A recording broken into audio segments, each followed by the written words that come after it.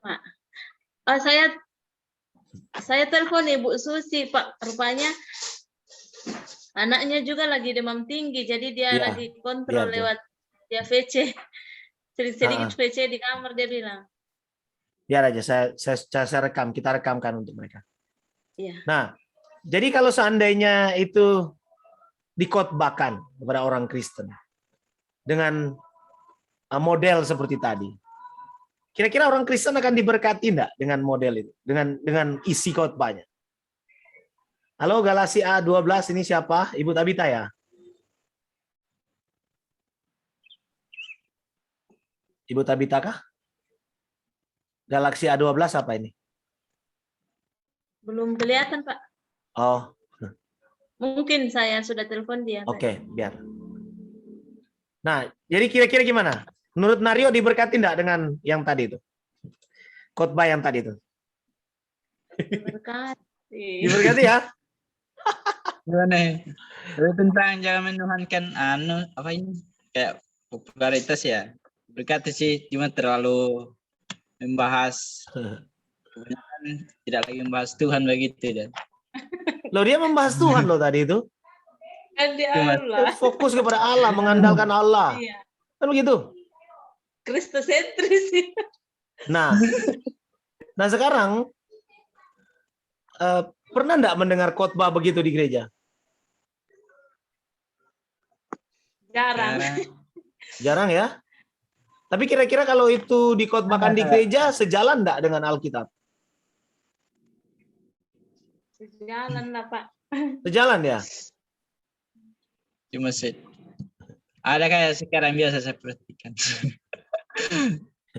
Ada Nah, hamba Tuhan yang jelaskan begitu juga. iya. Banyak hamba Tuhan di gereja juga menjelaskan model begitu kan? Nah, khotbah yang tadi itu nampak sangat benar menurut ukuran khotbah Kristen sebenarnya. Iya. Nah, kalau begitu, apa yang dapat kita unggulkan? Selain Tuhan. Kalau begitu, kalau misalnya khotbah dari mereka itu seperti itu, bisa memberkati jemaat kita, bisa memberkati orang Kristen, bisa membuat orang Kristen semakin baik hidupnya. Kalau begitu, apa keunggulan khotbah Kristen kalau begitu? Nah, ini poinnya. Ya. Bahwa banyak kali di gereja-gereja para pengkhotbah itu khotbahnya tidak beda dengan khotbah Bapak tadi itu yang notabene bukan Kristen. Khotbahnya tidak berbeda, bahkan Bapak tadi itu lebih keren, lebih bagus dalam hal penyampaian, dalam hal ilustrasi. Coba lihat tadi dia beri ilustrasi, ya kan? Dia beri penjelasan sampai kepada aplikasi ada dia. Nah, kalau kita khotbahnya kalau kita bilang begini, ya khotbah Kristen sama aja kayak begitu. Terus apa bedanya khotbah kita dengan mereka?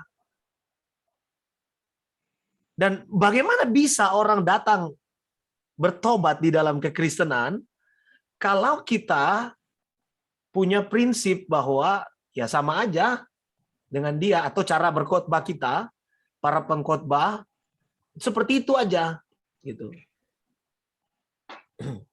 Gitu. Nah, jadi masalah yang kalau kita menilai dari sudut pandang kekristenan sebenarnya, dia hanya kurang satu, tetapi itu yang paling esensi di dalam khotbah Kristen, yaitu Kristus dan karyanya. Gitu. Itu. Jadi yang akan membedakan khotbah saya, khotbah Sunario, khotbah Ibu Saratu, Ibu Gembala ya, Pendeta Tabita sama Ibu siapa? Susanti. Ibu Susanti ya, sama Ibu Nur ya. Iya, benar. Itu di sini bukan pada cara menyampaikan, bukan pada hal-hal yang sebenarnya bukan intinya. Jadi jangan sampai kita membuat khotbah Kristen itu sama sekali tidak memiliki perbedaan dengan khotbah non-Kristen. Maukah dia Islam, mau dia Hindu, Buddha, karena mereka juga jago-jago dalam menyampaikan berkhotbah. Gitu ya. Nah, sehingga kita benar-benar harus mempertajam pesan utama Alkitab. Itulah sebabnya saya merasa penting bagi kita untuk benar-benar memahami ini, ya.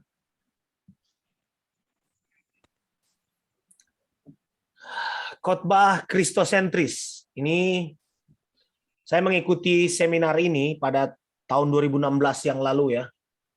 Saya sengaja tidak mengubah PowerPoint-nya supaya kita tahu sumbernya dari mana. Jadi saya mengikutinya di STT Saat Malang pada tahun 2016, 25 sampai 30 Juli, dan waktu itu yang memberikan materi ini adalah Pak Paulus Surya. Jadi,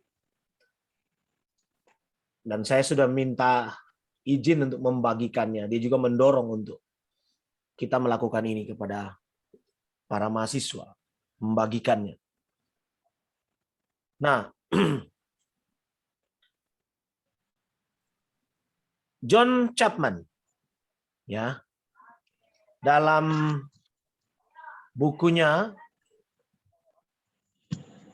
Preaching the Whole Bible as Christian Scripture, mengkhotbahkan seluruh Alkitab sebagai buku Kristen, sebagai kitab Kristen.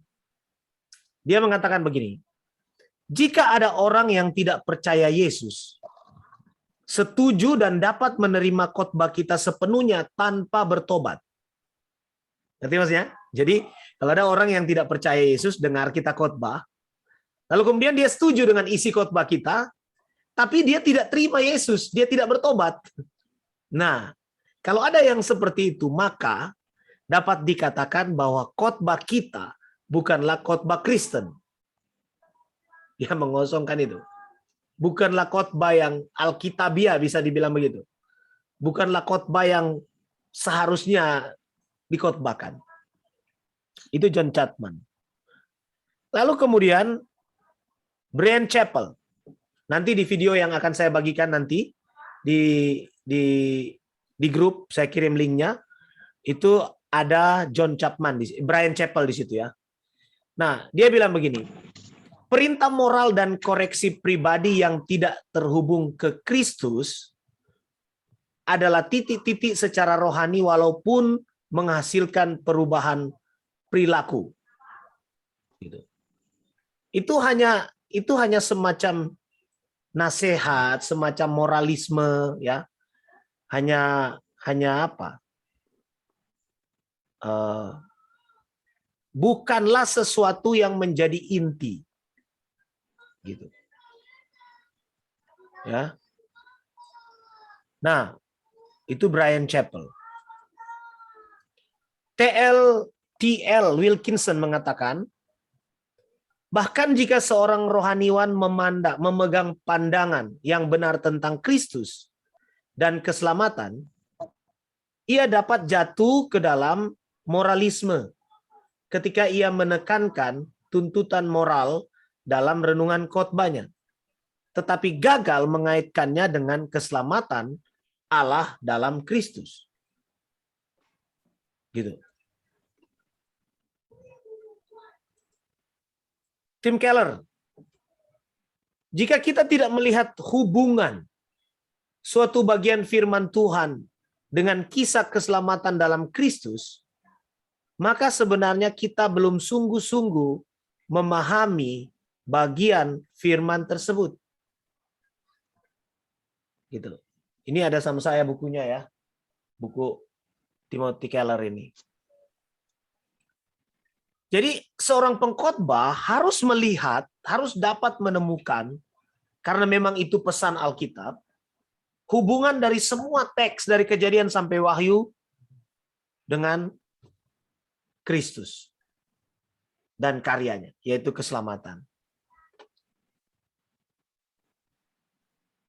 Nah, ini kalau kita ingin membangun khotbah kristosentris, pertama dia dari teks Alkitab, lalu kemudian mencari apa sih maksud dari penulisnya, pesan utama dari penulis pertama.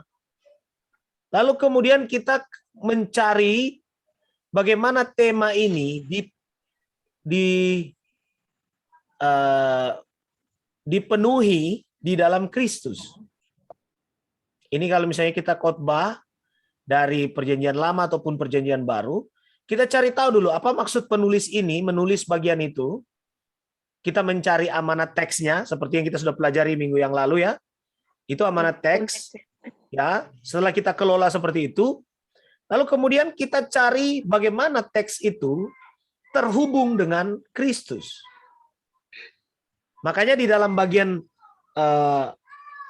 poin-poin besar khotbah kita kan ada penjelasan, lalu di dalam penjelasan ada orientasi, ada konteks, ada analisis kata, ada kemudian dukungan-dukungan, ada segala macam itu, lalu kemudian ada kristosentris.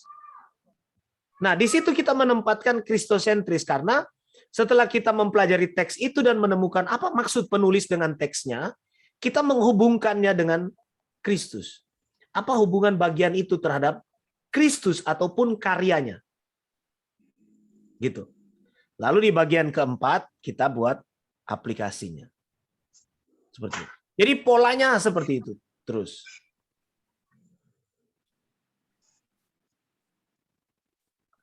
Nah sekarang, alasan-alasan mengapa berkhotbah yang benar harus Christ Center. Kenapa kita harus bilang bahwa yang benar, khotbah Kristen yang benar itu adalah kalau khotbah itu berpusat pada Kristus.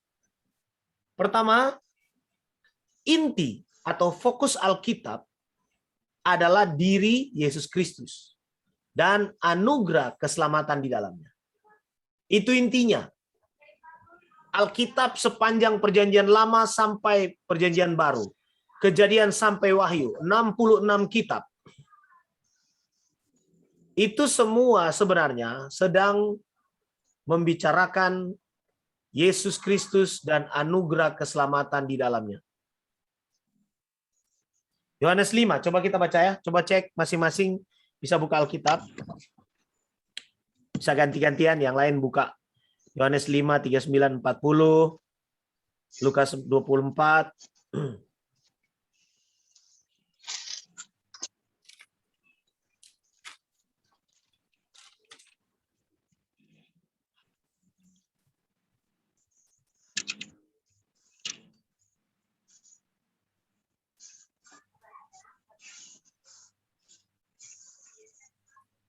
Coba Nario baca.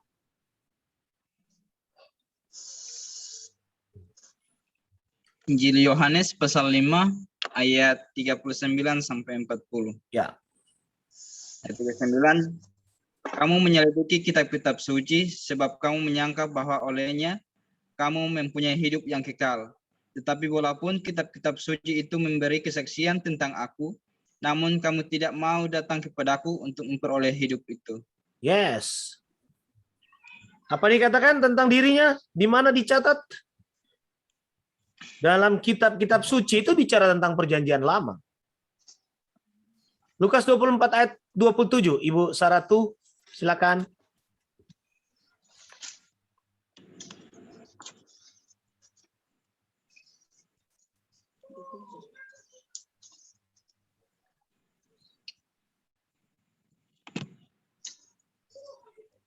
Lalu ia menjelaskan kepada mereka apa yang tertulis tentang dia dalam seluruh kitab suci, mulai dari kitab-kitab Musa dan segala kitab nabi-nabi.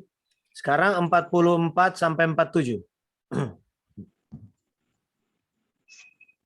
Ia berkata kepada mereka, inilah perkataanku yang telah kukatakan kepadamu ketika aku masih bersama-sama dengan kamu, yakni bahwa harus digenapi semua yang ada tertulis tentang aku dalam kitab Taurat Musa dan kitab nabi-nabi, dan kitab Mazmur.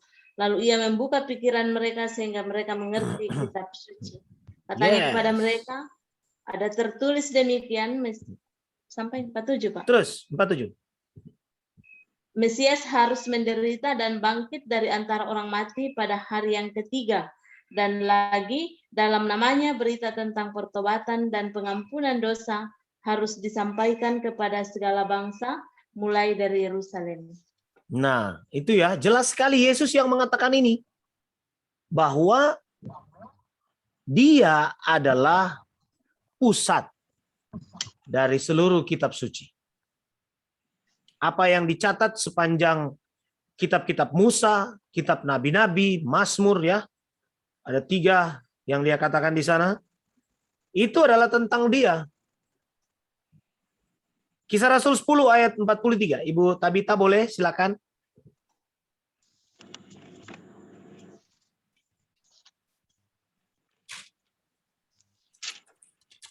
Ibu Tabita atau siapa tadi? Bukan ya? Galaksi. Galaksi. Silakan Galaksi. Galaksi A12. Halo? Kisah Rasul 10 ayat 43. Ya. Saya baca saja, Pak. Oke, silakan boleh.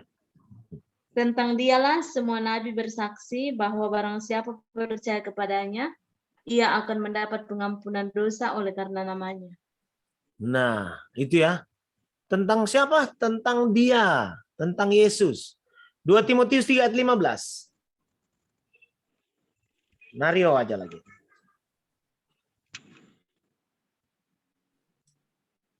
Dua Timotius pasal 3 ayat 15. Ya. Ingatlah juga bahwa dari kecil engkau sudah mengenal kitab suci yang dapat memberi hikmat kepadamu dan menuntun engkau kepada keselamatan oleh iman kepada Kristus Yesus. Oke. Itu perkataan Paulus ya. Lalu kemudian Yohanes 1 ayat 45.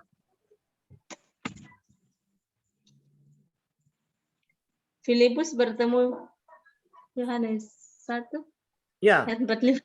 Ya.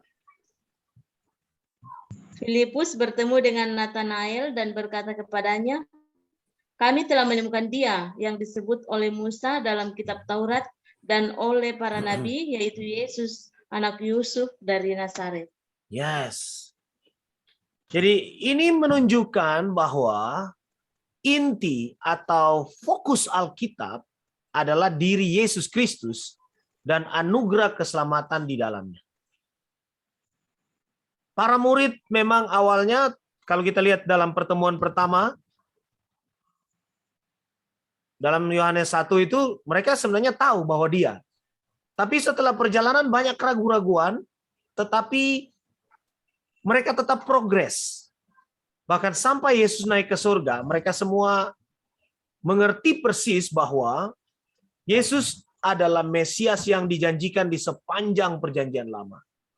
Jadi kita bisa menyimpulkan bahwa Yesus adalah fokus Alkitab.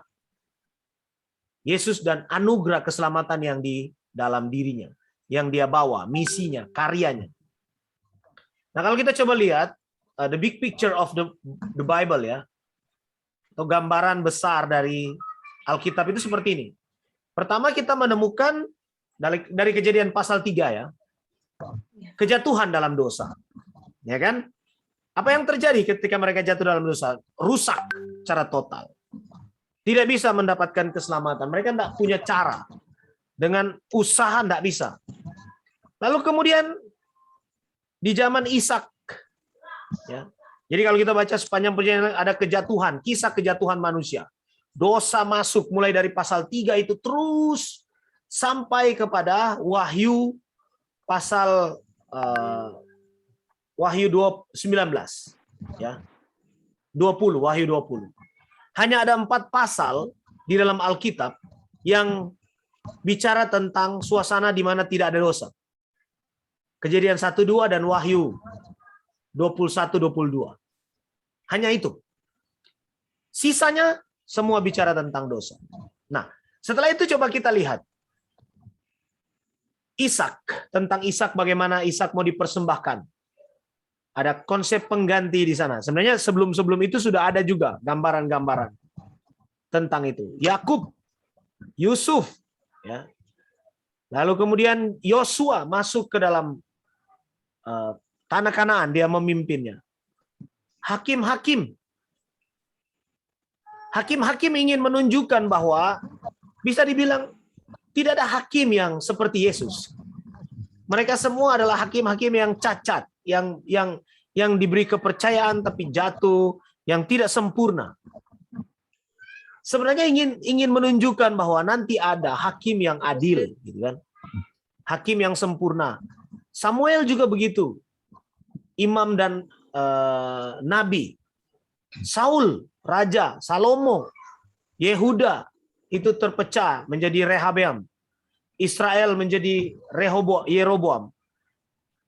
Yerobeam, sorry. Dan kemudian zaman Asyur, lalu Babilonia, lalu kemudian zaman Serubabel setelah pembuangan, Esra, Nehemia, dan hari Pentakosta, rasul-rasul, sampai kedatangan Kristus kedua kali dan penghakiman terakhir. Itu semua memuncak. Ya. Kalau kita baca perjanjian lama, perjanjian baru, kita kan melihat bagaimana wahyu Allah itu diarahkan terus-menerus kepada Kristus. Gitu. Ya. Itu gambaran secara menyeluruh.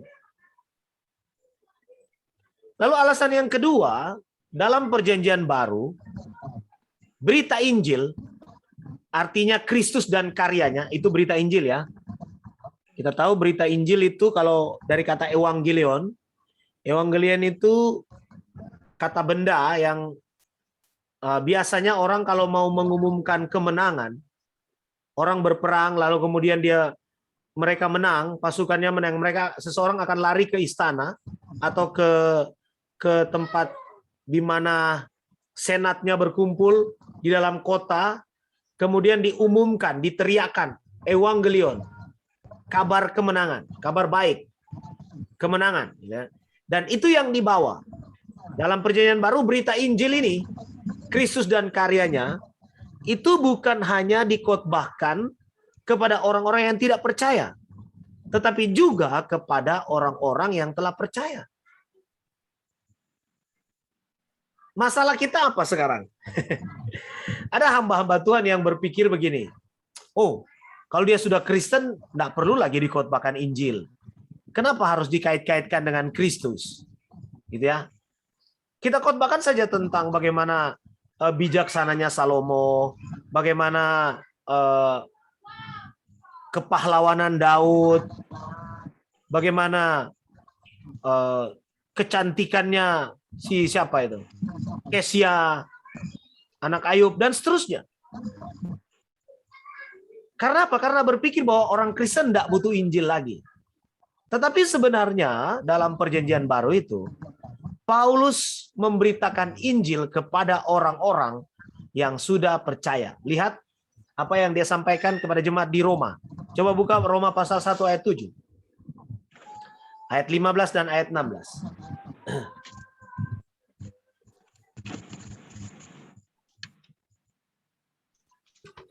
Roma 1 ayat 7. Saya baca ya. Nanti Ibu Saratu 15 dan 16. Kepada kamu sekalian yang tinggal di Roma, yang dikasihi Allah, yang dipanggil dan dijadikan orang-orang kudus.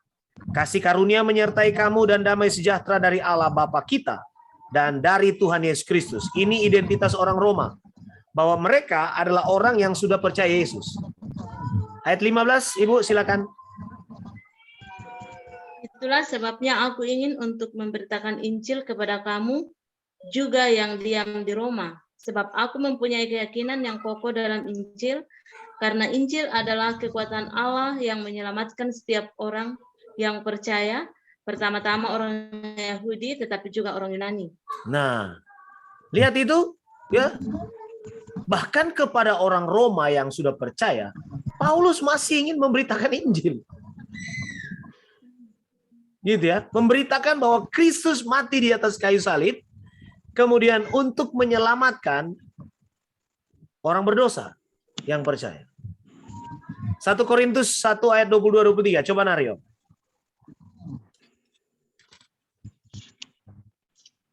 Korintus pasal 1 ayat 22 sampai 23.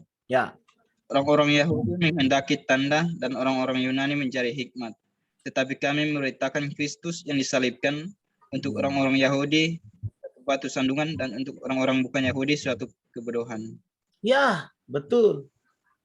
Jadi Korintus itu kita tahu orang yang sudah percaya juga.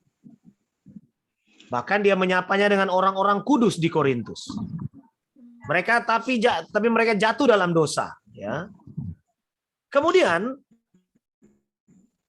dia mengingatkan mereka bahwa memang yang saya bawa ini tidak seperti yang diharapkan oleh orang Yahudi dan orang Yunani. Suatu kebodohan. Tapi itulah yang aku bawa, yaitu Kristus yang mati, tersalib. Nah, kepada jemaat di Galatia, Galatia 1 ayat 6.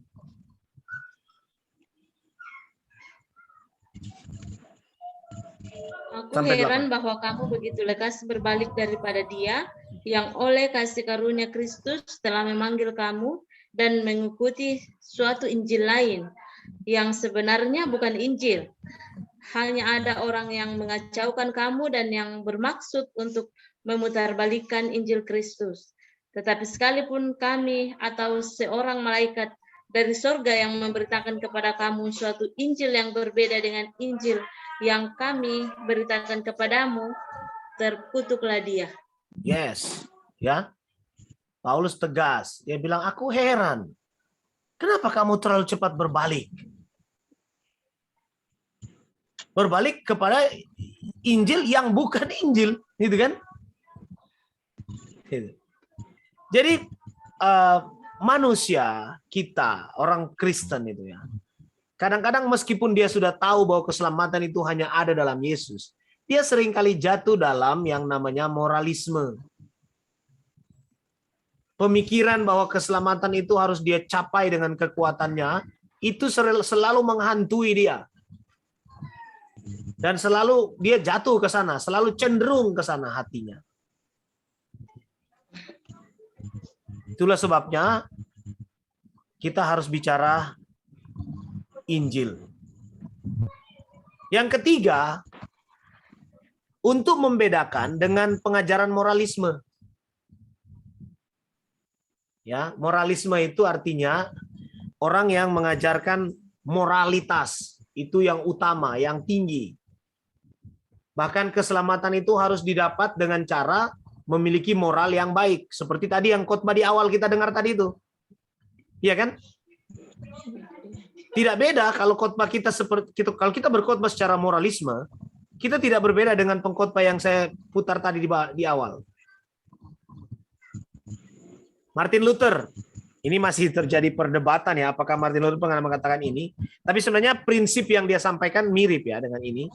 Dia mengatakan bahwa the default mode of the human heart is moralism, religion.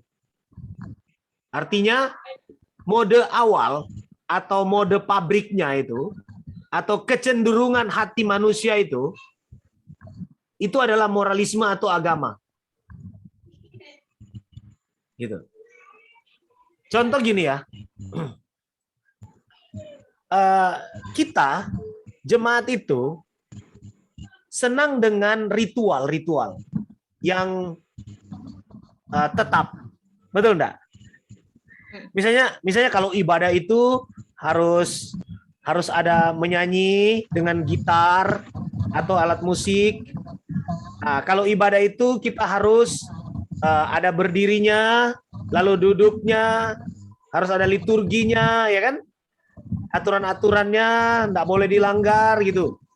Ya itu ada benarnya. Tetapi berapa banyak orang yang punya pikiran bahwa kalau kita tidak melakukan hal seperti itu, kita salah total. Kita akan masuk neraka. Gitu. Belum lagi kalau kita bicara tentang rutinitas beribadah.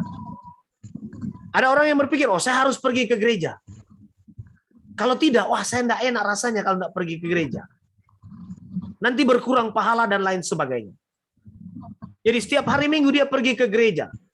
Bahkan pernah saya tanya, kenapa sih Bapak mau melayani? Dia bilang, ya paling tidak supaya saya ini bisa suatu hari Tuhan mendapati saya baik gitu. Gitu. Jadi dia berpikir bahwa dengan dia melayani Tuhan, beribadah, dia bisa menebus dosanya sendiri dan dia masuk surga. Itu pemikiran agamawi atau moralisme. Moralisme adalah orang yang selalu berpikir, kalau saya moralnya baik, saya akan selamat.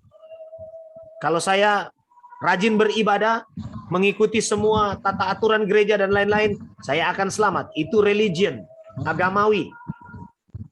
Gitu. Nah, kalau cara berpikir Kristen sama dengan cara berpikir seperti ini, maka kita tidak berbeda dengan orang yang bukan Kristen. Seperti Islam, Hindu, Buddha. Apa sih dasar mereka? Dasar agama mereka apa? Aturan-aturan yang ketat, kewajiban-kewajiban, ya kan? Hal-hal yang harus dibayarkan dan seterusnya. Itu semua agamawi. Dan ini yang membedakan Kristen dengan semua agama lainnya. Pernah dulu ada mahasiswa bertanya, apa sih bedanya agama Kristen dengan agama lain? Lalu ada yang jawab, iya karena Kristen agama kasih. Loh, agama lain juga punya kasih kok. Nah, perbedaan kekristenan dengan agama yang lain ada di sini. Kalau semua agama lain adalah upaya manusia untuk menggapai Tuhan, menggapai Allah, segala kekuatan dikerahkan untuk mencari Allah, kekristenan tidak begitu. Kekristenan adalah Allah datang ke dalam dunia dan mencari manusia. Itu bedanya kita dengan mereka. Gitu. Nah, sehingga kita harus benar-benar mempersiapkan khotbah-khotbah kita. Jangan sampai kita jatuh pada moralisme atau agamawi. Kenapa kita harus terus menyampaikan Injil bahkan kepada orang Kristen? Supaya kita bisa membedakan mana pengajaran Injil Kristus, ajaran Kristen dengan ajaran moralisme.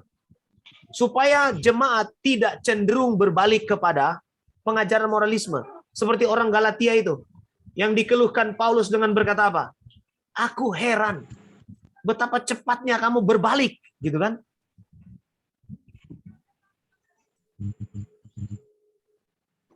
Brian Chappell, dia bilang begini, even when we preach grace, people hear low. It's the reflex. It's the human reflex. Dia bilang, bahkan ketika kita mengkhotbahkan anugerah, hati orang itu sering cenderung mendengar itu sebagai hukum. Padahal kita sedang bicara tentang anugerah Kristus. Dia memberikan hidupnya bagimu, dia memberikan kasih karunia kepadamu. Orang refleksnya dengar, oh kita harus berbuat, kita harus membalas kasih Tuhan dan seterusnya. Gitu. Itu refleks manusia yang sudah terlanjur jatuh. Itu kata Brian Chappell. Nah, ada 3 macam cara hidup. Kalau kita membaca Lukas 15 ayat 11 sampai 32 ya. Pertama, cara hidup amoral. Ya. Sebentar Bapak Ibu ya.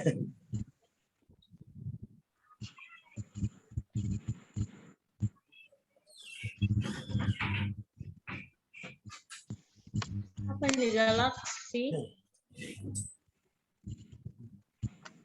Halo? Ya. Cara hidup amoral itu seperti anak bungsu. Yang diceritakan oleh Tuhan, ya kan? Anak bungsu ini dia minta kepada bapaknya, tolong bagi. Padahal papanya belum mati. Masih sehat, ya kan? Tapi dia sudah minta bagian. Nah, itu tindakan yang sangat amoral dalam pandangan orang Yahudi. Tidak hormat orang tua, ya. Jadi dia patut dihukum mati orang ini. Setelah itu dia mendapatkan bapaknya yang baik itu tetap memberikan bagiannya. Lalu kemudian dia pergi meninggalkan bapaknya. Bukannya mengembangkan modal. Oh, dia pergi berleha-leha. Dia melakukan segala hal yang tidak disukai. Secara moral dia sangat rusak. Dia bermain perempuan, dia main judi, mabuk-mabukan. Sampai hidupnya sangat terpuruk, habis semuanya. Tidak ada tersisa. Ini menunjukkan bahwa kondisi orang ini itu benar-benar rusak secara total dalam hal moralitas. Dia sampai di kandang babi, ya kan? Maka dia disebut anak yang hilang. Lembaga Alkitab memberi judul bagian itu anak yang hilang, ya kan? Nah, tetapi banyak kali orang Kristen atau siapapun yang membaca Alkitab, ya, kadang-kadang lebih terfokus kepada anak bungsu yang hilang. Betul enggak? Kita ingat kisah itu tentang apa? Anak bungsu yang hilang, betul enggak? Anak bungsu yang pergi melakukan dosa, aja gitu ya. Itu fokus kita. Tetapi sebenarnya, kalau kita coba memperhatikan lebih dalam, kita akan menemukan bahwa anak sulung juga terhilang. Lihat apa yang terjadi kalau kita coba baca baik-baik teks itu, buka saja Lukas 15 ayat 11 sampai 32 ya. Anak sulung itu waktu dia dengar ada rame-rame di rumah, dia tanya kepada salah seorang pelayan, dan pelayan itu bilang, adikmu pulang. Itu papamu bikin pesta. Apa yang dia lakukan? Dia marah besar. Lalu dia katakan kepada papanya, Papa, aku ikut engkau. Dekat denganmu, tapi tidak pernah ada satu ekor kambing kecil pun atau anak domba yang engkau berikan untuk aku pakai bersenang-senang dengan teman-temanku. Ya kan? Nah, anak sulung ini, dia ada di sekitar papanya. Melayani di sana. Bekerja di sana mati-matian. Tetapi tahu enggak? Dia sama sekali tidak punya hubungan atau tidak punya pengenalan yang benar terhadap bapaknya. Sehingga bapaknya harus memberi konfirmasi dengan berkata begini, Nak, semua yang aku punya itu adalah punyamu. Semua yang ada di sini adalah milikmu. Kenapa kamu begitu tersiksa? Mengapa kamu begitu terpenjara? Kalau memang kamu ingin mengambil 1-2 ekor untuk dimakan bersama dengan teman-teman, kenapa tidak mau diambil? Itu ibarat kalau seandainya saya ada pada posisi papanya. You tidak perlu komplain dan tidak perlu menjadi iri ketika adikmu yang sudah rusak itu pulang. Hati bapaknya adalah selalu menunggu adiknya untuk pulang. Tetapi hati kakaknya ini, anak sulung ini, sama sekali tidak memiliki hati seperti bapak. Dia hanya dekat dengan bapak, di lingkungan bapak, melayani bapak, tetapi dia tidak mengerti isi hati bapak. Dia sibuk bekerja, tetapi sebenarnya dia tidak memahami tentang bagaimana Kristus menebus atau Allah ingin menebus orang berdosa. Mereka giat. Yesus sedang bicara sebenarnya anak sulung ini, yang dimaksud Tuhan sebagai anak sulung kan anak-anak orang-orang Farisi ya. Orang-orang Farisi, ahli Taurat, dia menunjuk kepada mereka. Dan orang-orang itu adalah orang-orang yang agamawi sekali. Mereka selalu membanggakan apanya? Membanggakan puasanya. Ya kan? Lalu membanggakan apa lagi? Doanya. Lalu membanggakan apa lagi? Sedekahnya. Mereka membanggakan itu. Dan itu moralisme. Anak sulung terjebak dalam moralisme, tapi tidak memiliki hubungan yang intim dengan Bapa. Jadi siapa yang terhilang di sini? Dua-duanya terhilang. Baik anak bungsu maupun anak sulung sama-sama terhilang.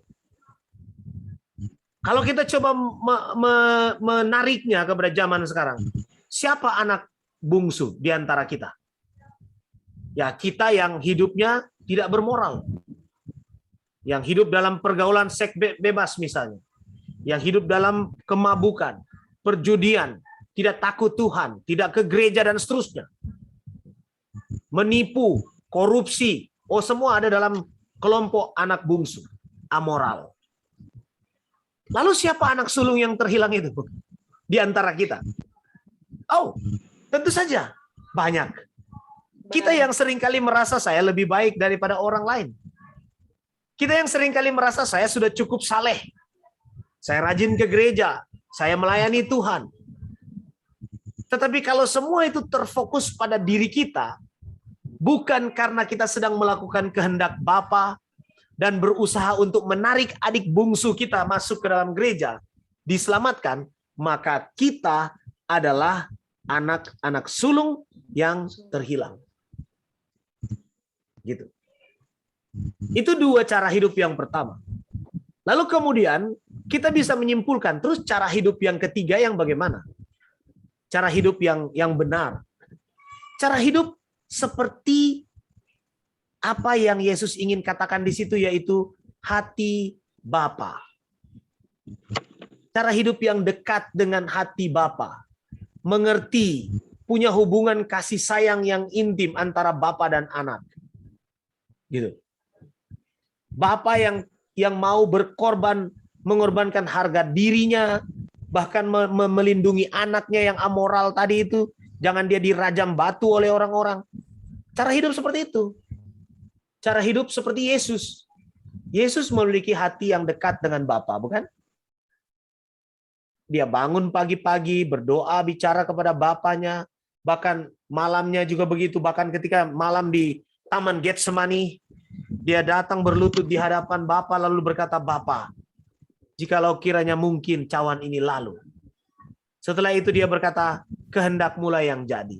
Dia taat kepada Bapa. Jadi cara hidup seperti itu. Cara hidup seperti Yesus. Jadi itu 3 macam kehidupan, jalan hidup ya. Nah, Christ-centered life atau hidup yang berpusatkan Kristus itu berinisiatif. Anak bungsu itu yang tadi, ini masih sambungan yang tadi ya. Anak bungsu itu berinisiasi untuk pulang, melangkah. Jadi ini cara hidup yang ketiga tadi. Cara hidup yang berpusatkan Kristus. Dia berinisiatif untuk pulang. Keluar dari kandang babi. Meninggalkan dosa. Ya kan? Dosa-dosa ditinggalkan. Membenarkan diri. Ya, ditinggalkan. Lalu pengorbanan. Prinsipnya di sana. Bapa yang tadi itu, ya, kalau menurut adat istiadat Yahudi, kalau kita menggalinya lebih dalam, Bapa itu dia berlari waktu dia lihat anaknya datang, dia berlari, lalu kemudian memeluk anaknya. Sebenarnya memeluk itu menunjukkan sikap melindungi anaknya. Kenapa? Karena kesalahan anaknya itu hanya pantas untuk dihukum rajam dengan batu pada zaman itu. Jadi barangkali waktu orang-orang kampung mulai mengenali dia, orang-orang kampung mulai mengambil batu dan ingin melempari dia. Mau dibunuh dia sampai mati, tetapi bapaknya berlari, kemudian melindungi. Seandainya ada 1 atau 2, 3 batu yang dilemparkan, pasti akan mengenai bapaknya. Tapi bapaknya datang melindungi dia. Begitulah Kristus bertindak untuk kita. Ada pengorbanan di sana. Dia mengorbankan harga dirinya, dia turun, lalu kemudian dia mengorbankan nyawanya, mati di kayu salib untuk kita. Lalu kemudian dia memberi motivasi, memampukan kita untuk hidup dekat dengan dia. Hidup jauh dari amoral dan seterusnya. Itulah kemerdekaan sejati. Kemarin saya membaca dari Roma 8 ayat 2 ya, tentang hukum roh yang menghidupkan telah memerdekakan kamu dalam Kristus. Gitu. Jadi Kristus memberikan kemerdekaan. Indonesia merdeka ya tahun 45, tapi orang yang percaya kepada Kristus dimerdekakan. Dan tindakan itu sudah dikerjakan oleh Kristus 2000 tahun yang lalu di Kalvari. Dan itu yang akan membuat kita selalu berjalan dalam kemerdekaan. Karena kita orang merdeka, kita bukan budak. Bukan budak dosa. Nah, jadi itu ya, 3 cara hidup. Christ-centered life. Jadi hidup kita harus terus dibangun pada dasar ini. Mulai dari diri kita. Aku mau hidup terfokus kepada Kristus saja. Gitu. Bisa ya? Nah, lihat perbedaan antara moralisme dan Injil, the gospel.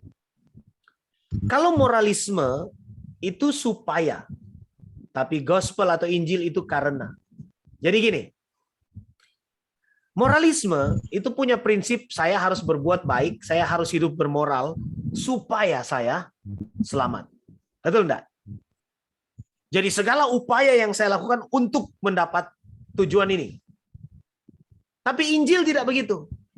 Aku harus baik, aku harus hidup melawan dosa, aku tidak boleh hidup dalam dosa, aku harus berbuat baik kepada orang lain, aku harus melayani Tuhan dengan sungguh-sungguh, atau aku harus rela berkorban, aku harus rajin beribadah, karena. Bukan supaya. Karena apa? Karena Kristus sudah menyelamatkan aku. Itu Injil. Gitu ya. Nah, moralisme itu bicara tentang perbuatan baik, lalu kemudian menjadi sanctified, menjadi suci. Tetapi Injil itu kita dibenarkan. Pembenaran. Jadi sanctification dulu baru pembenaran. Kalau kita tidak, kita pembenaran dulu baru sanctification. Kalau kita belajar soteriologi, sanctification itu ada, tapi setelah kita disanctify, dikuduskan secara posisi oleh Kristus, lalu kemudian dikuduskan secara progres, terus menerus. Sampai dia datang kembali, baru kita dikuduskan secara sempurna. Sanctification-nya begitu.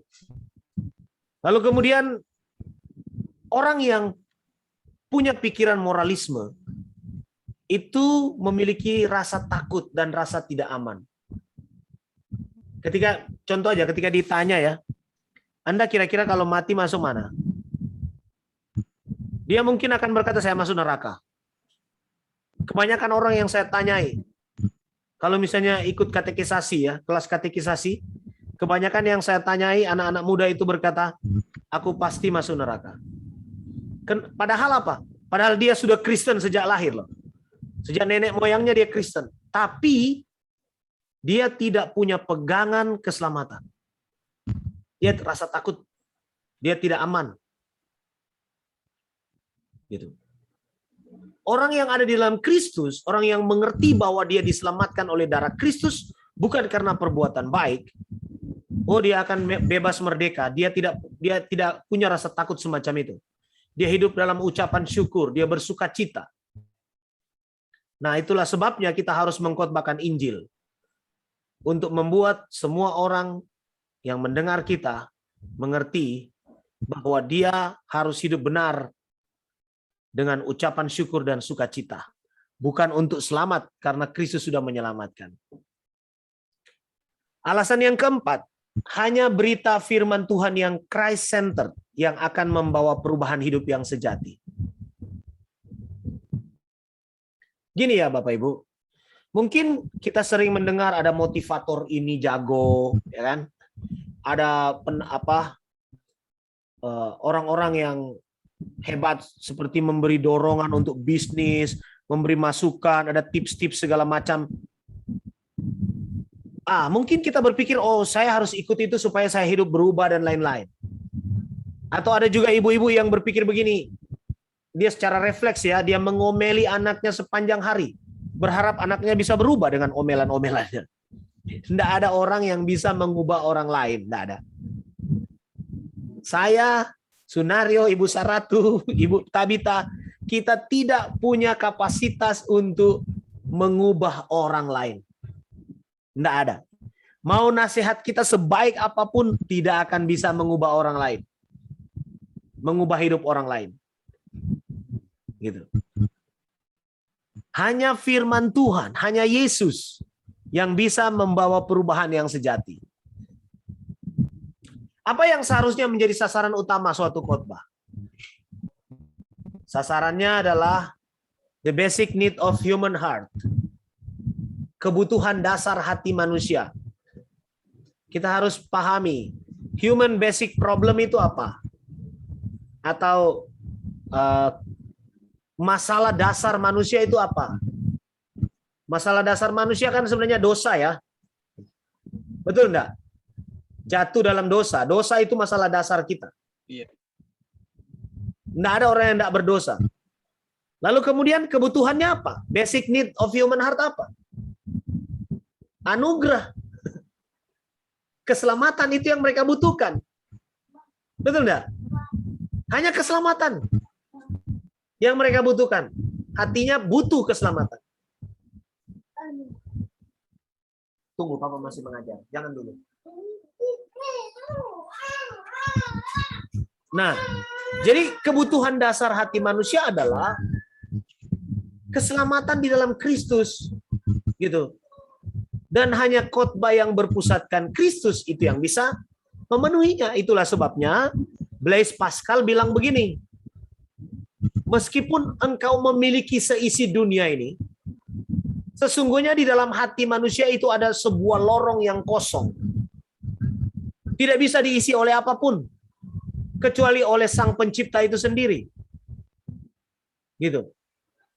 Lorong yang kosong itu meskipun diisi dengan harta, dengan kedudukan, dengan popularitas, dengan kecantikan, dengan segala macam hal apa yang di dunia ini, itu tidak akan bisa penuh. Dia seperti lubang hitam yang ada di angkasa raya sana. Semua yang mendekat disedot olehnya. Tapi tidak pernah penuh. Itu hati manusia. Lalu apa yang bisa membuat hati seseorang itu menjadi penuh? Merasa bahwa semua kebutuhan yang aku butuhkan sudah tersedia dalam diriku. Apa? Yesus Kristus. Karena dialah pencipta itu. Jadi, kita harus mengkhotbahkan ini. Kita memberitahu ini kepada jemaat.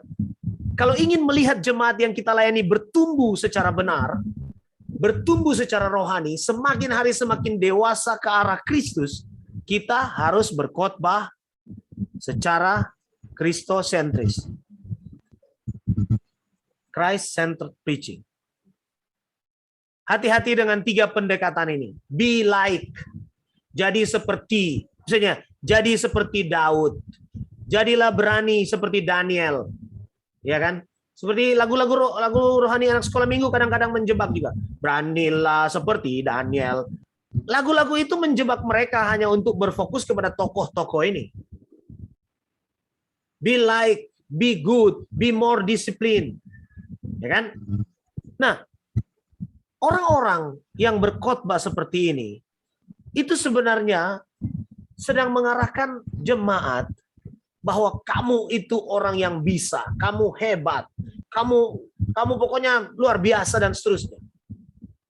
Sementara Alkitab ingin supaya orang-orang itu bergantung kepada Kristus. Betul enggak? Kita bisa kuat karena apa? Karena Kristus, karena Tuhan. Jadi kita mungkin akan lebih produktif, kita akan lebih baik, kita akan lebih disiplin, tetapi dasarnya kita harus ingat bahwa bukan karena kita. Alkitab tidak sedang bicara tentang kita, tapi Alkitab sedang bicara tentang Kristus. Bisa ya?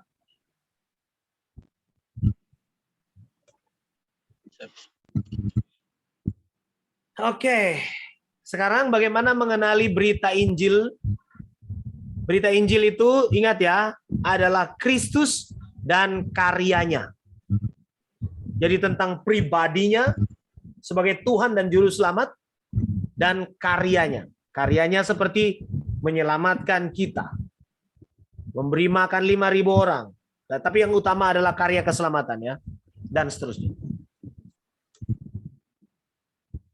Teks-teks Perjanjian Lama yang bisa saudara-saudara lihat di sini ya, bisa nanti dicatat atau nanti diputar ulang video yang akan dikirim ini, dilihat atau screenshot juga boleh ini dalam teks-teks PB.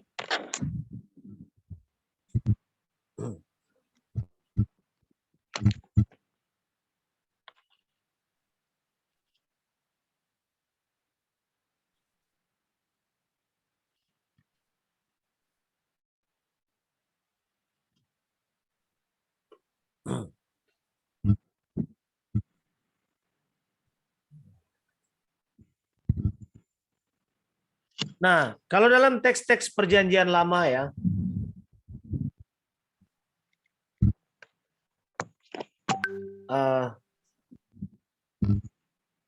sorry, saya kira saya perlu menjelaskan ini. Saya beri beberapa contoh aja ya. 1 Korintus 15, bagaimana menghubungkan ya.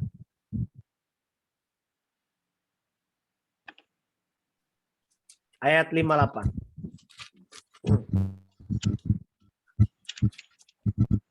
Dikatakan di sana, karena itu saudara-saudaraku yang kekasih, berdirilah teguh dan jangan goyah, dan giatlah, lihat di situ, giatlah selalu dalam pekerjaan Tuhan, sebab kamu tahu bahwa dalam persekutuan dengan Tuhan, jeripayamu tidak sia-sia. Ya, kalau kita lihat nats itu, mungkin pikir, oh berarti kita harus bergiat, dan kalau kita tidak mengerti latar belakang penebusan, ya, mungkin orang akan berpikir, loh itu orang Kristen juga kan disuruh bergiat, bekerja. Ingat, itu bukan untuk mendapat keselamatan. Gitu. Nah, kita harus bisa menghubungkannya. Kenapa kita harus giat? Ya kan?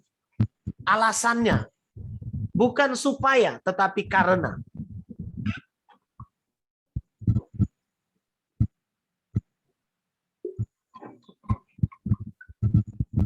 Begitu juga dengan teks-teks yang lain ya, kurang lebih begitu. Saya pikir bisa dipahami, nanti dicek teks-teks nats-nats itu semua. Nah, teks Perjanjian Lama juga ya, semua terhubung. Untuk mengenali bagaimana menghubungkan kepada Kristus, pertama kita perlu mengecek sejarah penebusan seperti apa. Jadi bagaimana teks itu terhubung kepada Kristus. Misalnya contoh, kita baca Kejadian pasal 3, ya kan?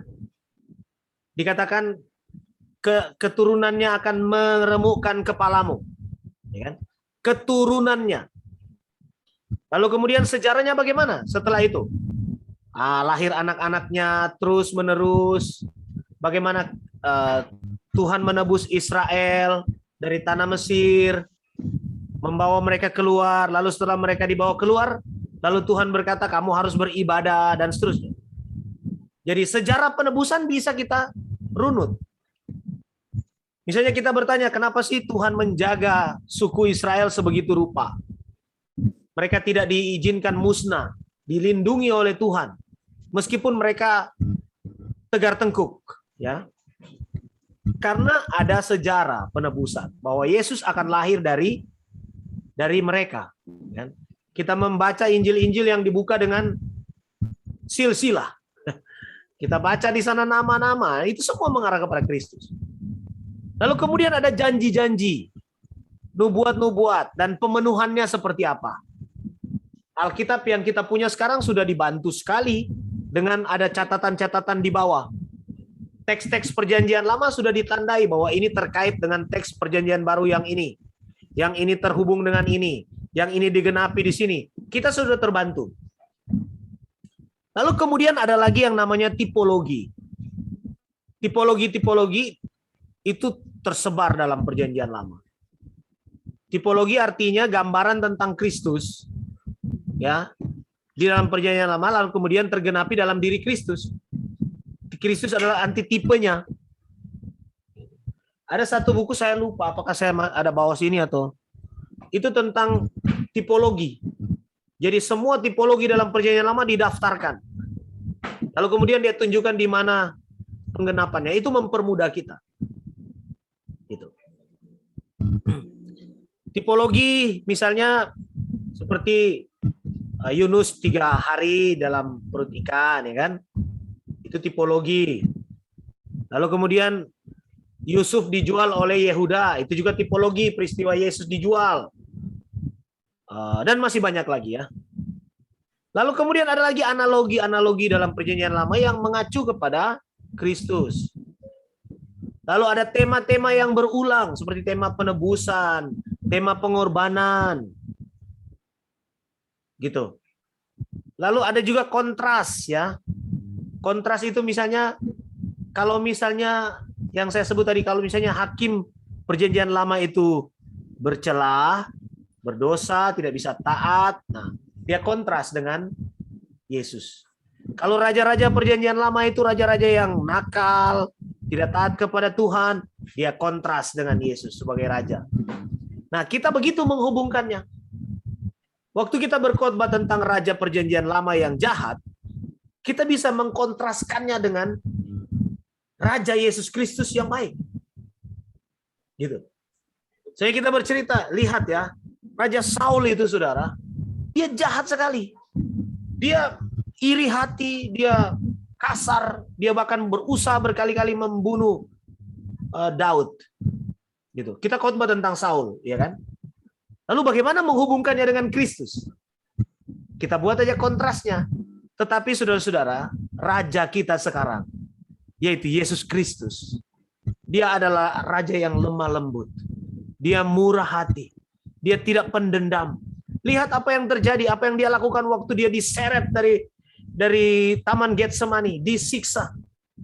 Tapi dia tetap taat. Bahkan dia berdoa di kayu salib mengatakan apa? Bapa, ampunilah mereka.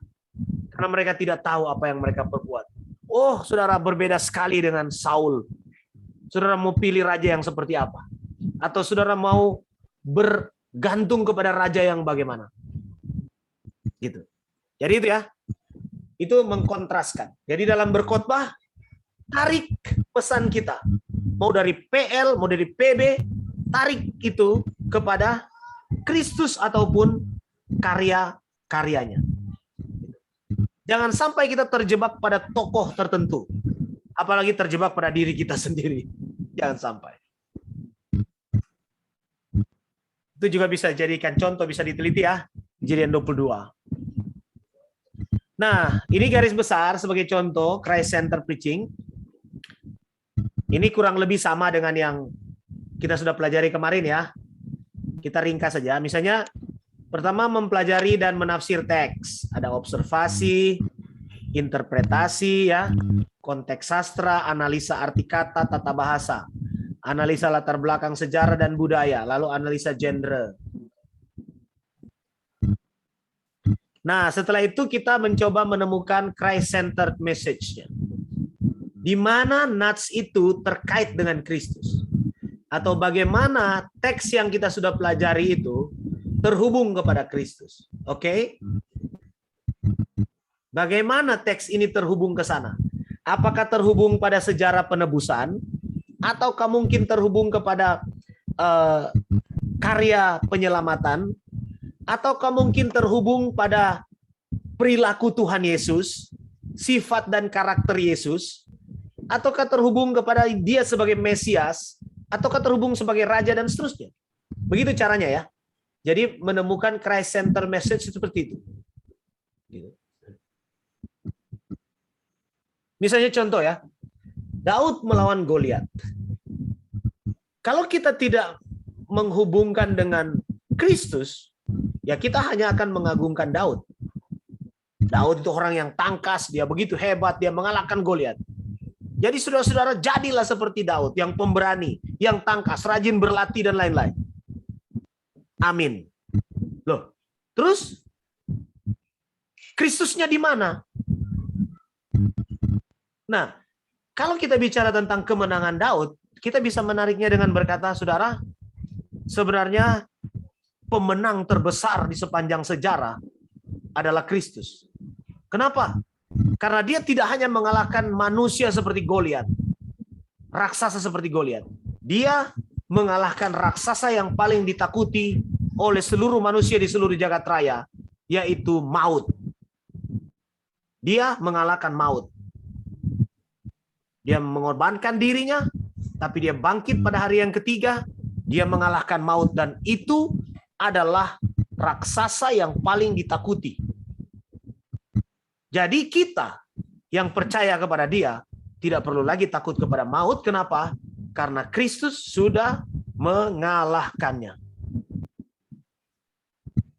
Itu. Ya.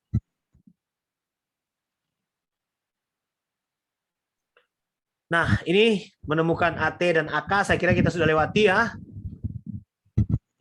Amanat khotbah sudah oke.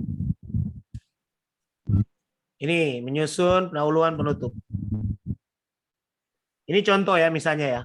Daniel 6 ayat 13-29. Orang percaya yang tetap bersandar kepada Tuhan di tengah masalah yang menghimpitnya akan mengalami berkat-berkat Tuhan yang ajaib dalam hidupnya. Kalimat tanya, apa saja berkat Tuhan yang ajaib yang akan dialami oleh orang percaya yang tetap bersandar pada Tuhan di tengah masalah yang menghimpitnya? Pertama, penyertaan Tuhan. Ya kan? Christ Center message-nya adalah Yesus adalah wujud nyata Allah, bahwa Allah menyertai kita. Ingat, namanya adalah Immanuel. Allah beserta kita. Tadi poinnya apa? Penyertaan Tuhan. Lihat ya.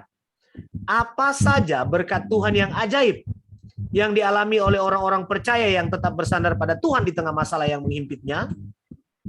Pertama ada penyertaan Tuhan. Lalu bicara tentang penyertaan Tuhan, kita menemukan bahwa Yesus itu namanya Immanuel. Allah menyertai kita. Gitu. Yang kedua, Tuhan melihat pertolongannya yang ajaib. Christ Center message-nya bisa dibawa ke Nuh dan keluarganya diselamatkan. Yusuf ditolong Tuhan. Bangsa Israel dari perbudakan di Mesir. Israel kembali dari pembuangan. Dan karya terbesar Yesus adalah menyelamatkan umatnya dari dosa. Ya. Lalu memiliki kesempatan hidup bagi Allah. Christ Center message-nya adalah Daniel dicari-cari kesalahannya oleh para pejabat pemerintah untuk dicelakakan. Yesus dicari-cari kesalahannya oleh imam-imam kepala. Mirip ya? Ahli Taurat dan orang-orang Yahudi, ya. Daniel tidak ditemui kesalahannya, Yesus juga tidak ditemui kesalahannya. Daniel dibela oleh Darius untuk diselamatkan, tapi gagal. Yesus dibela oleh Pilatus untuk dilepaskan, tapi gagal. Gitu ya. Bagaimana Yesus dan Daniel? Lagi, Daniel dimasukkan ke gua singa, lalu ditutup dengan batu dan dimeteraikan. Yesus dikubur dan kuburnya juga ditutup dengan batu dan dimeteraikan. Ini namanya tipologi. Ya. Tunggu, sudah lama kok. Daniel pagi-pagi benar ditemui Darius masih hidup. Yesus pagi-pagi benar ditemui oleh para wanita juga hidup. Ia telah bangkit dari kematian, ya kan?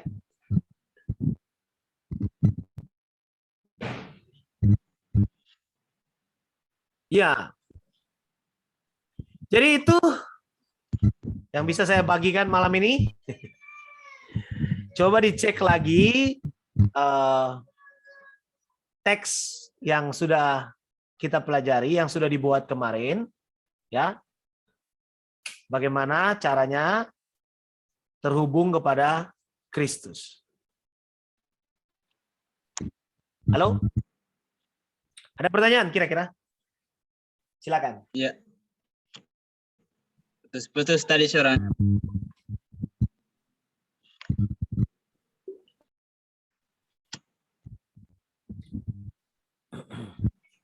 Halo cek. Tadi ada pertanyaan, ada pertanyaan. Gimana Naryo? Pertanyaan apa? Tidak ada Pak. Oh, Cuma nggak ada. putus-putus suaranya saja. Oh, oke. Ibu Sarah tuh Pak, ada bisa pertanyaan. Gimana? Gimana? Materinya bisa di grup. Materinya tadi bisa di-share di grup Oh ya. ya, nanti saya share.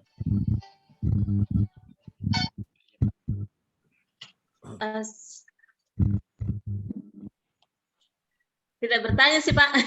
Silakan. Kebetulan tadi saya dengar baik-baik itu video yang Bapak kirim. Sudah 2 kali saya dengar, jadi banyak mengoreksi memang. Yang mana? Yang mana? Selama ini kita banyak kesalahan. Yang di YouTube ya? Iya, yang ada Bapak kirim khotbah kristosentris. Oh, yang itu. Saya sudah putar 2 kali, Pak. Saya simak baik-baik. Memang ya banyak memberi pelajaran. Ya, karena Ternyata memang kita kesalahan selama ini ya. Banyak pengkhotbah yang keliru. ya kita bisa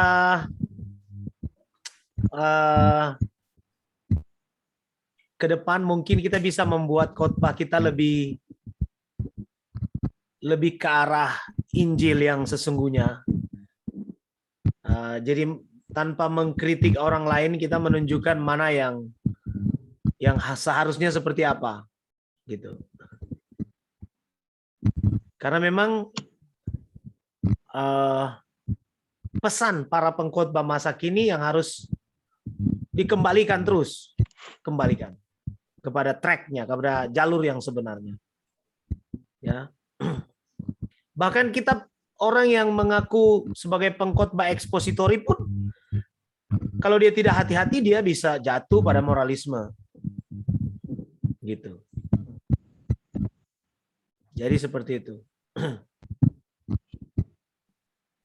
Nanti ada lagi video yang akan saya bagikan, Bu. Itu berseri beberapa dalam bahasa Inggris tapi sudah diterjemahkan. Oh, itu bagus-bagus videonya. Nanti ditonton aja, perhatikan baik-baik tentang Christ Center ini, ya.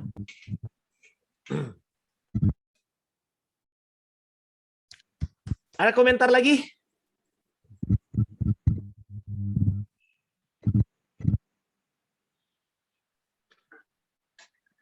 Ya tugas Pak, saya punya belum selesai. Oh ya, selesaikan aja Bu. Kita sebenarnya sudah selesai ya, Iya. apa materinya sudah selesai, tinggal mau praktek untuk Oh ya. ekspositori 1 ini. Ya. Nanti next kita akan masuk pada materi yang baru. Istilahnya, maksudnya semacam khotbah ekspositori 2 lah, begitu. Ya. Kita kan lebih ke cara penyampaian. Nah, sekarang dibenahi dulu isinya, ya, konsepnya. Jadi sudah boleh mulai lengkapi, jadikan dia naskah khotbah yang lengkap, gitu ya. Jadikan dia naskah khotbah yang lengkap. Pendahuluannya, lalu kemudian ada amanat teksnya. Ikuti aja arahan yang contoh yang modelnya, formatnya bisa contoh yang di buku Pak Beni Solihin itu. Boleh juga itu.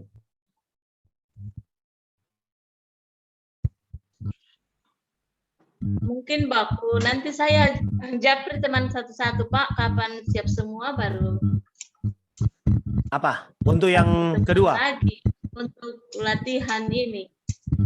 Oh, untuk presentasi yang latihan. Oke. Gini aja. Ya, untuk atau Kalau mau bagaimana, Pak? Kalau mau menghemat waktu supaya kita masing-masing bisa lebih fokus ke pembuatan khotbah dan mempraktekannya, toh. Pertama, setelah naskahnya selesai, kumpul aja dulu. Dikirim aja lewat WhatsApp. Lalu kemudian filenya Pak ya? Iya, filenya. Lalu kemudian Kalau mau silakan praktek dulu di depan kamera, direkam sendiri. Lalu ditaruh di apa? Di mana? Di drop ke Google Drive. Setelah itu kita putar sama-sama di pertemuan satu kali. Lalu kita coba evaluasi sama-sama. Jadi termasuk yang ini nonton juga gitu loh. Yang punya khotbah nonton juga dia khotbah seperti apa. Sambil dia mengoreksi diri. Gitu aja, bagus. Iya, bisa Pak. Jadi naskah. Maksud saya tadi Jadi naskah, lalu kemudian rekaman khotbah, begitu. Boleh begitu? boleh Pak. Ya. Nanti saya sampaikan sama ibu-ibu. Nah, jadi ini kita tinggal praktek ya, tinggal lihat hasilnya seperti apa nanti ke depan. Sambil terus mengevaluasi. Nah, jadi setelah ini kalau kita mau pertemuan lagi, kalau misalnya setelah praktek itu maksudnya, setelah praktek selesai, itu kita sudah masuk pada pokok yang baru, khotbah ekspositori yang kedua, gitu. Lebih kepada komunikatif preaching-nya. Jadi berkhotbah secara komunikatif, gitu. Nah, tapi untuk sekarang ini nggak usah dulu pikir yang itu, fokus dulu kepada naskah dan praktek khotbahnya. Seperti itu. Boleh Pak. Pertemuannya boleh hari Kamis saja Pak. Boleh, terserah. Minggu lagi. Hari Kamis depan ya? Oh ya, berarti 1 minggu jangka waktu untuk menyiapkan naskah dan rekaman khotbah ya. Aman. Nah, rekaman khotbahnya itu di drop hari Kamis paling lambat. Karena malamnya kita mau nonton sama-sama. Oke? Putus suaranya. Iya Pak. Halo? Jadi paling lambat, Ya, halo. paling lambat video khotbahnya itu di drop pada hari Kamis siang. Supaya Kamis malam kita bisa dengar sama-sama. Oke? Ya. Oke. Baik Ibu Bita. Ibu Pendeta. Ibu Saratu aja berdoa, Bu. Silakan, Bu. Ini ada pesannya Pak, jaringan. Ya, Ibu Saratu aja. Ya baik, mari kita berdoa.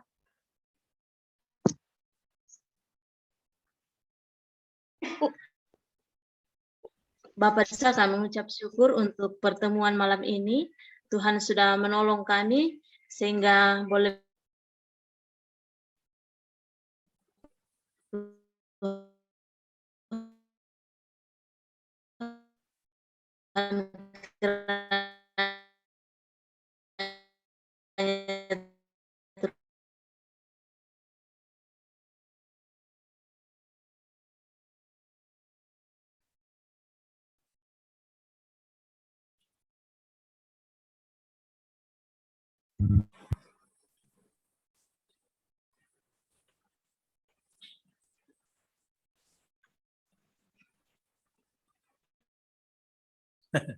Putus.